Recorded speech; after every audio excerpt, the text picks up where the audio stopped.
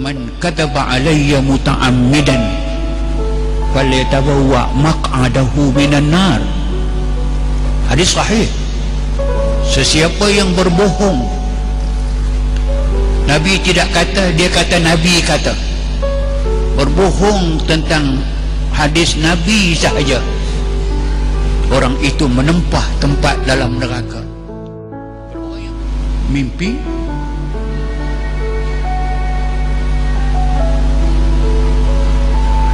saya berjumpa dengan Nabi berdepan. Saya mengadu kepada Nabi, saya sakit belakang, susah nak rokok, nak sujud.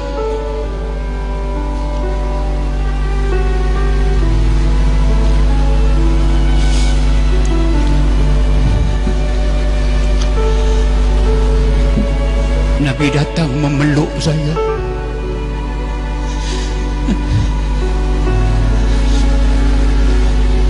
Memegang belakang saya, mengurutnya ke bawah.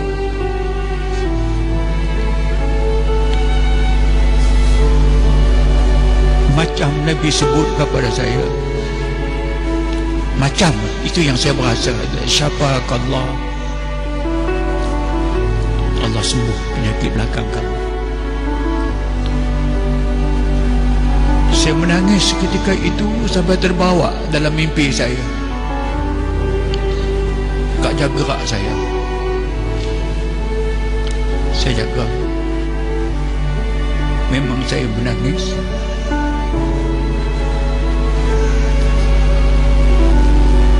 Siapalah saya? Siapa Nabi nak peluk saya? Jaga. Sakit belakang saya telah sembuh sampai hari ini, dan tak pernah kena sakit belakang. Tapi kerana itu dia dekat sangat saya dengan dia, berdepan sangat. Saya tidak nampak sangat muka dia, cuma tahu dia pegang saya, peluk saya, pegang belakang saya sembuh. Itu yang saya tahu, tapi tak nampak muka. Bilalah Allah nak jumpakan saya dengan dia berhadapan, boleh nampak.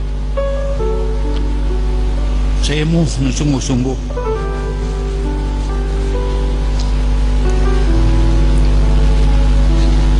dan saya sayang.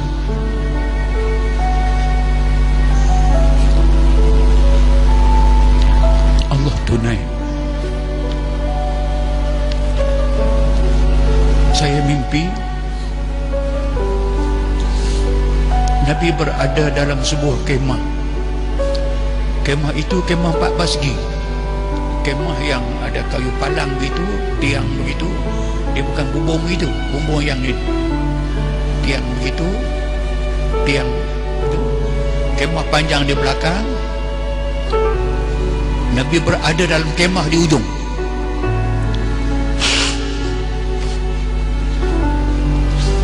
Tapi yang dalam tak ramai orang, sebab Nabi nak keluar. Sekemah 4 persegi panjang, orang tak ramai di dalam, di luar ramai, menunggu Nabi nak keluar daripada kemah itu. Saya berada di depan pintu itu. Saya ulang lagi sekali. Dalam kemah itu ada Nabi. Kita tahu, semua orang tahu kemah itu ada Nabi. Nabi akan keluar daripada kemah. Di belakang orang ramai sangat, sahabat-sahabat ramai semua ada. Tapi saya seorang berada di tengah-tengah pintu itu menunggu Nabi akan keluar, kerana saya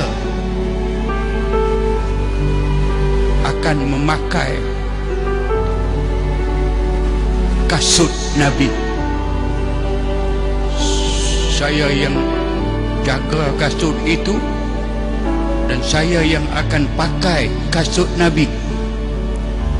Saya berada di tengah-tengah pintu menunggu Nabi keluar, di belakang para sahabat. Dan Nabi keluar. Suasana bila Nabi nak keluar daripada kemah yang jauh tak nampak, semakin dekat dia nak keluar, perasaan, suara bisikan, suara renungan para sahabat, yang ada yang berselawat, yang memuji, yang apa semua, Rasulullah, salam alaihi Rasulullah semua. Saya tergamam. Tiba-tiba Nabi telah keluar di hadapan saya, benar-benar di hadapan saya. Nabi jaga dalam 6-7 kaki begitu. Nabi datang, saya menghadap dia, betul-betul melihat atas ke bawah. Ya Rasulullah,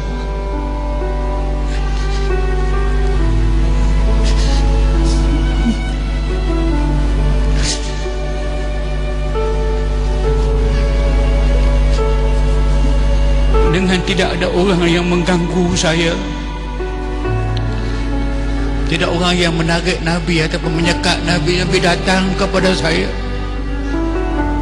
Di bawah kemah itu ada satu kayu palang mengikat tiang itu, yang Nabi kena langkah tinggi dalam sekaki begitu. Bila Nabi nak melangkah itu, sampai saya melihat Nabi depan Nabi, Nabi melihat saya. Saya duduk bersila, sebab saya tahu Nabi akan melangkah kayu palang itu, dan kaki Nabi akan letak, akan berada di atas ribaan saya. Saya pegang kaki itu,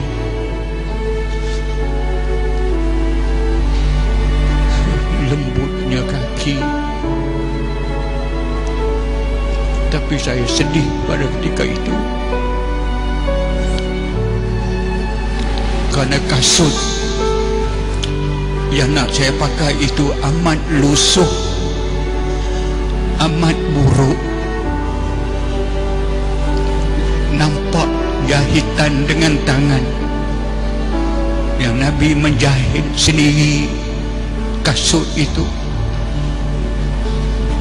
Saya pegang kaki, pegang kasut, saya masukkan kaki dalam kasut, dan saya berkata pada ketika itu, saya tak nak tambah sikit pun. Saya kata, kasut,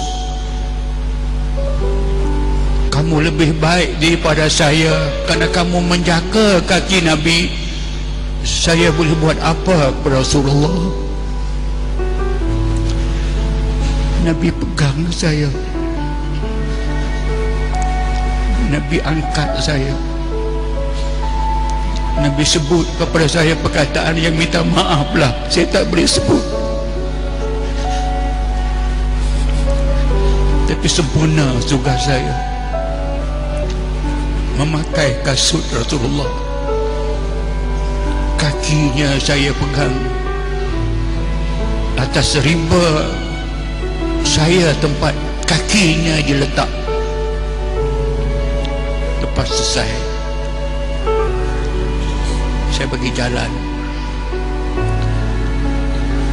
Nabi keluar kerana orang ramai menunggu, dan tidak terperi betapa indahnya pengalaman melihat seorang insan sesempurna manusia. Pakaian tidak cantik, tidak lawa, tapi amat menarik. Mukanya amat menarik. Wanginya macam terasa sampai lepas bangun tidur pun saya masih terasa wangi itu. Kenangan itulah yang saya simpan, yang tidak banyak saya bercerita kepada orang.